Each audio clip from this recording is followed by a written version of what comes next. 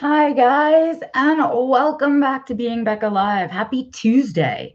It is and I have returned once again to kind of our regular Tuesday where we talk about the struggles and the challenges and the wins of being an autistic adult on the spectrum today. So welcome to joining me. I have a topic for us today. Hey, Brunette. I have a topic for us today, and it actually came from a client session yesterday. So if you're watching and you recognize that this is from your session, I promise I'm keeping your anonymity, but I think that this is an important topic for all of us to really talk about. And it's something that, hey, Bernard, that I don't really get a chance to talk about, I guess, very often. And it's something I think we need to think about as a group. But before I get into any of that, I want to say first, thank you for joining me again. And I also want to say and remind you that today, in fact, in 2 hours from right now as I'm speaking, I will be doing my monthly seminar that I do for autistic adults. So this month's topic is, hey, Morgan, is simplifying self-care. I'm going to talk about self-care for like an hour, really specific to autistic adults. And that is what I will be doing. There is still time to register. So you can literally register. I leave it open until like 5 minutes beforehand. So you have 2 hours in which you can register. If you head to Becca Lory, LORY.com, you can find the tab that says Self-Defined Living Seminar Series. Click on that tab, and on that page, you scroll down until you see May. You can go ahead and register through the link there. So if you're interested in talking about self-care with me, or if you can't make it live, but you're still interested, you can register, and a recording will go out to you as soon as not as soon as, but like a few hours after it's over, it gets processed and then emailed out. So you can still register even if you can't catch it live, because you'll get a recording that you can watch on your own time. Yay. Okay, so that's it for that. I wanted to remember to say that before I got into the topic, because sometimes I get really into everything and then I say goodbye to you guys and I forget to tell you stuff. So yay, CV, thank you. I know some of you guys will be there. I'm excited for that. And a reminder, of course, if you have taken the Self-Defined Living course or you're currently in it right now, we're just about to kind of finish up, you get a discount on the seminar. So email me directly and I will take care of that. All right, so there we go. That's all the businessness that I don't want to forget at the end. I do want to remember to do that. I will have one every month. I'll do one in June. I don't know what my topic is yet, so I can't plug it because I have to decide, and I haven't decided yet. If you have a recommendation or a thought on what you think a good seminar would be, feel free to email it to me at info@beccalory.com, or use the contact page on my website too, which will get an email directly to me. But if you have an idea of something you'd like to, I'm really uncomfortable right now. Hold on. Of something that you'd like to hear me talk about, by all means, email it to me, and I would love to really, have an idea of what it is you guys want to hear about. But anyway, now that I'm comfortable, let's move along to our topic, because it's an interesting topic. And I told you it came up in a client session yesterday. And again, I want to keep the privacy of my client. So if you are watching and you recognize that it's from your session, I am keeping your privacy, but it's an important topic that I think we need to talk about as a group, right? So here's the topic. We are going to talk about catastrophizing. And first of all, I love saying that word. I don't know why. It feels so fun coming out of my mouth, and I almost trip on it every single time, and yet I don't. It's a really fun word for me to say. I don't know why. But it's not a fun thing to live with. So let me talk to you a little bit about what that is. So catastrophizing is not a mental illness. It is a symptom of mental illness, right? Not one particular, but many, right? It's just an overall symptom. And what it means is that when you look at situations, you think about the worst possible outcome. You just predict that the worst will happen in many, many, many scenarios, right? So it's really an important coping mechanism for a lot of people, right? And so sometimes it's a learned coping mechanism. Sometimes we pick it up from parents. But oftentimes it's for those of us who really worry a lot, who are worriers, we tend to do this over exaggeration, this catastrophizing of our scenarios, or the scenarios that we're looking at. a lot of people who we find catastrophizing in a lot of different mental illnesses and the different struggles. It's really common for people who have chronic pain, aka disability, right, or chronic pain, and then it's also really common in people who have depression and anxiety. Sound familiar, right? And also, this one is really interesting to me because I wanted to make sure that I knew really like the reasons for catastrophizing. So I did a little research, and this one shocked me.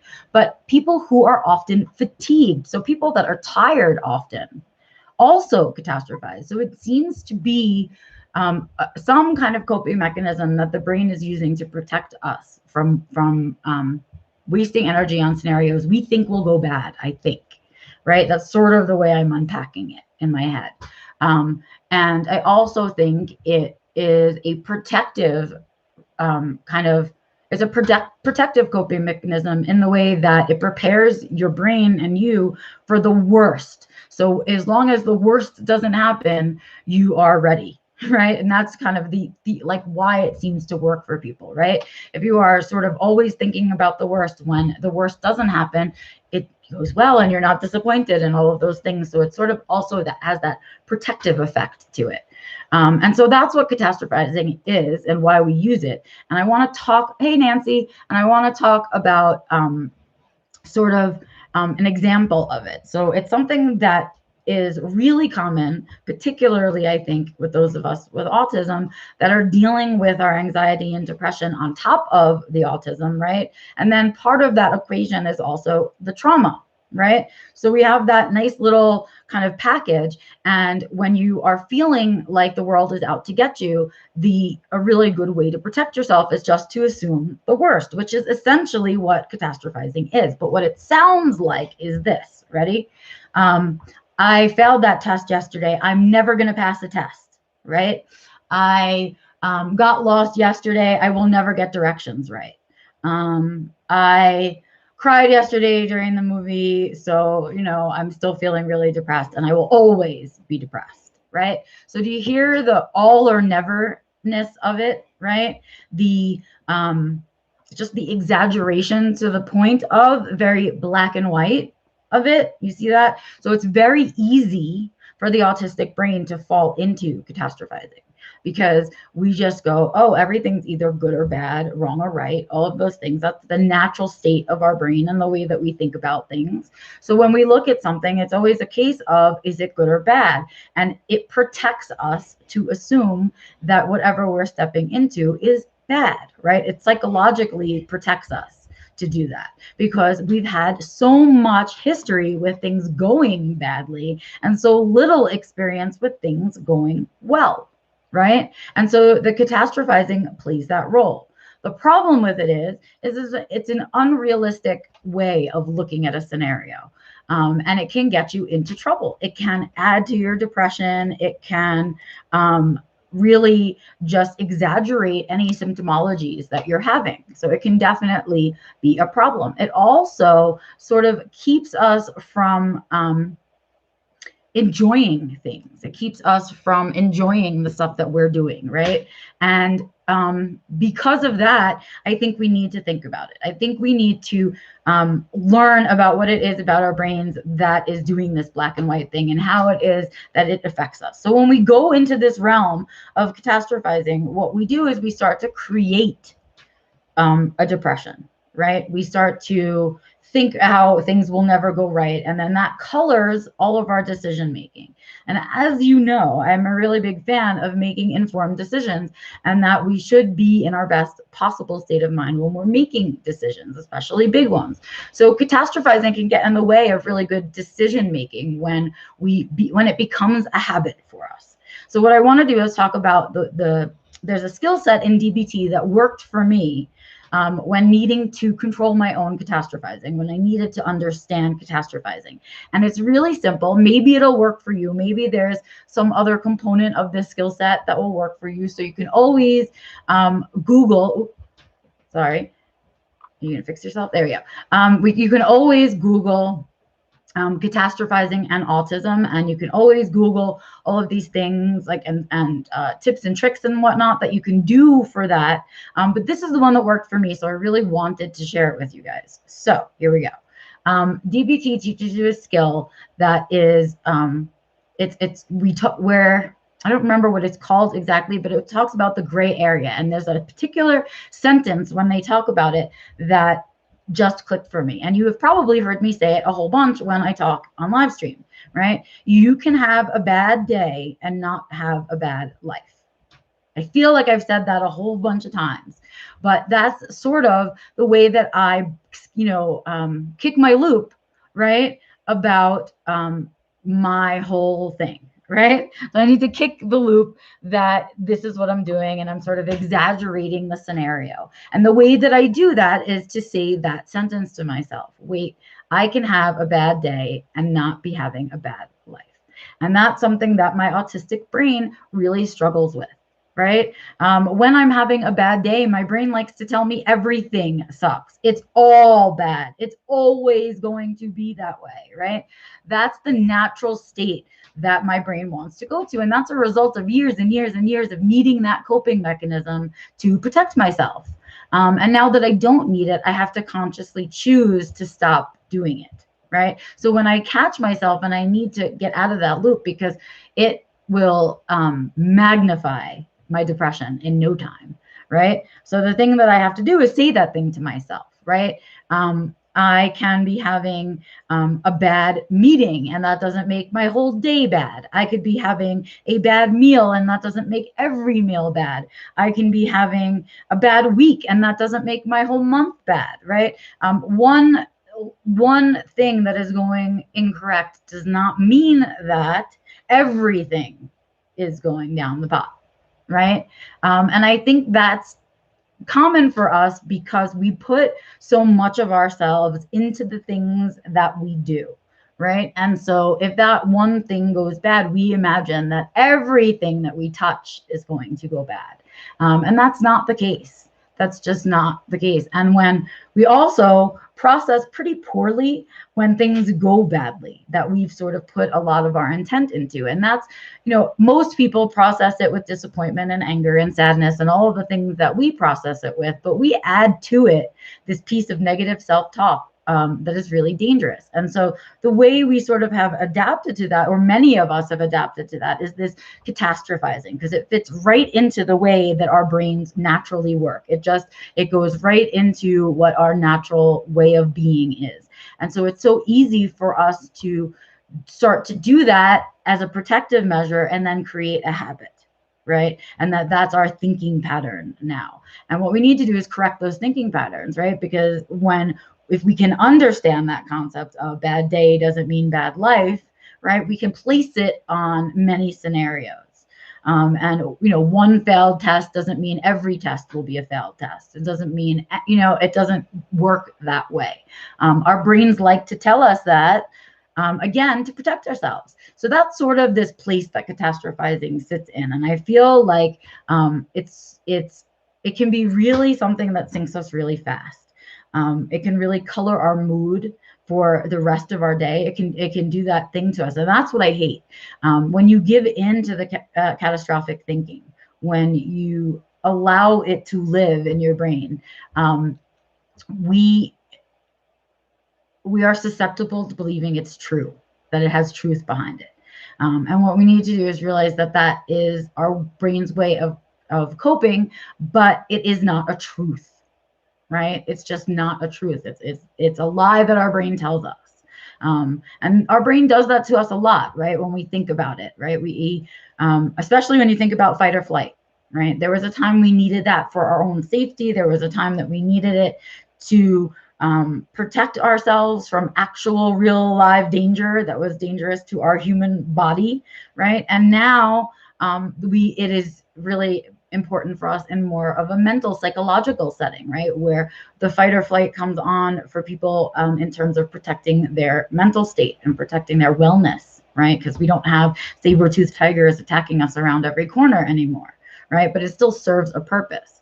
But the problem, of course, is that when you have a black and white brain, we're either in fight or flight or in nothing. And so that stuff can happen to us too, right? And so what we need to do is break the habits of all of that catastrophic thinking, all of that black and whiteness.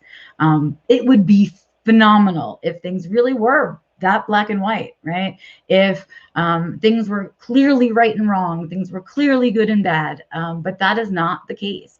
And, you know, we like to believe that about all of the world, and yet I will tell you that I think maybe 10% of what goes on in the world is very black and white.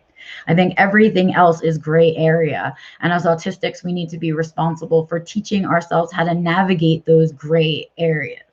And I think catastrophic thinking was a coping mechanism that got us through those gray areas. But I think there's a healthier way through. I think there's a smarter way through. And it's that key. The key of it is to not give into that idea. And so being able to stop and say, wait, this one thing going bad doesn't mean everything is going to go bad, right? And sort of seeing if we can salvage what's left of that day, that week, that month, when we catch our catastrophic thinking, right? Before we can believe it to be a truth, right? So that's, I guess, really what I'm thinking about today. Don't feel like it was a very exciting topic, and I don't feel like I made it very exciting at all, because it's a really common, basic way that humans behave. It's not so autism specific. It's not so complicated. It's not something that we really need to peel apart to understand why it finds itself in autism. It's so clear why we fall into it. What I want us to do, I guess, is to be aware that it can be a trap we're setting for ourselves. When we do that kind of thinking and we believe it to be true. Bye, Burnett. Have a great day at work. Thank you so much for spending some time. I appreciate it. Oh, well, this has been very helpful, says Bernard. I need to rethink how I think about my struggles. Yes, that's sort of what I wanted to talk about when I wanted to talk about perspective. And I think I'm going to come back to perspective.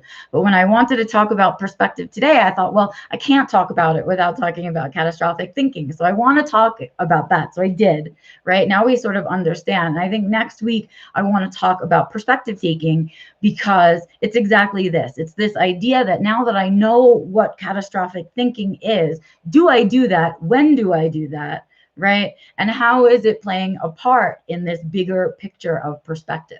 Right? That's what I want to talk about next week. I think that one's going to be a little bit more exciting, but I feel like I needed to lay the foundation with this idea of catastrophic thinking, because I feel like it's one of those really common traps that as autistics we fall into by ourselves. Like we set it for ourselves and we fall into it. And if it doesn't have a name and we don't really understand it, it's hard to fix it. So now we understand it. And what I want us to start doing is exactly what Bernard is talking about, reframing our struggles in that way. Like, can I take a new perspective on my challenges and struggles now that I understand my brain likes that catastrophic thinking? If I remove the catastrophic thinking, what am I really looking at?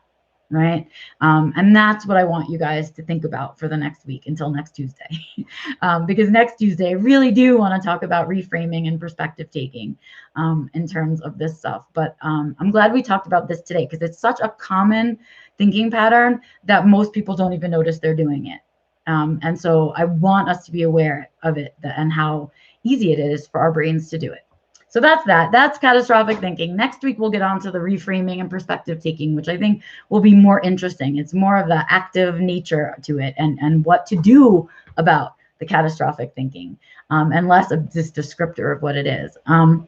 But that was today's lesson, I guess, and it feels like a lesson, but I want us to really think about that stuff, because it's such an easy trap to set for yourself and such an easy one to get rid of, that it's important we point it out. So we can have that awareness that we do have that tendency to fall into that black and white catastrophic thinking. That's it for today. I will be in an hour and a half. I will be doing self-care in my live seminar. So if you're interested, please go over to beccalaurie.com and register. While you're there, you can use the contact page on my website to reach me directly. Send me any comments, thoughts, suggestions, whatever. If you need resources, all that through the contact page. And then, of course, I also have on there all of my social media, all my writing, all the ways you can find me on social media, the Ko-Fi page, the Redbubble store, and of course, you know, all of the other things that I'm doing. So that's all there for you. Please head over there and register for today. It's going to be a good one, I think. I really have just taken it down to its meat, not even the potatoes, just like I usually do. So I think it'll be interesting for us to sort of put it in a package, self-care. And I'm looking forward to talking about that in a little bit. So please head over and register now if you're interested. If not, I will definitely have the recording up on my website probably by the end of the week or so, where you can purchase it then. But anyway, I look forward to seeing you guys in a little bit. Thank you so much for joining me today on Being Becca Live. I will be back next Tuesday for the next Being Becca Live, where we're going to talk about reframing and perspective taking. And then, of course, I'll be back on Sunday with growing gratitude. So I hope to see you in one of those places, and I will definitely see you out and about on the interwebs. See you soon, you guys. Thank you. Bye.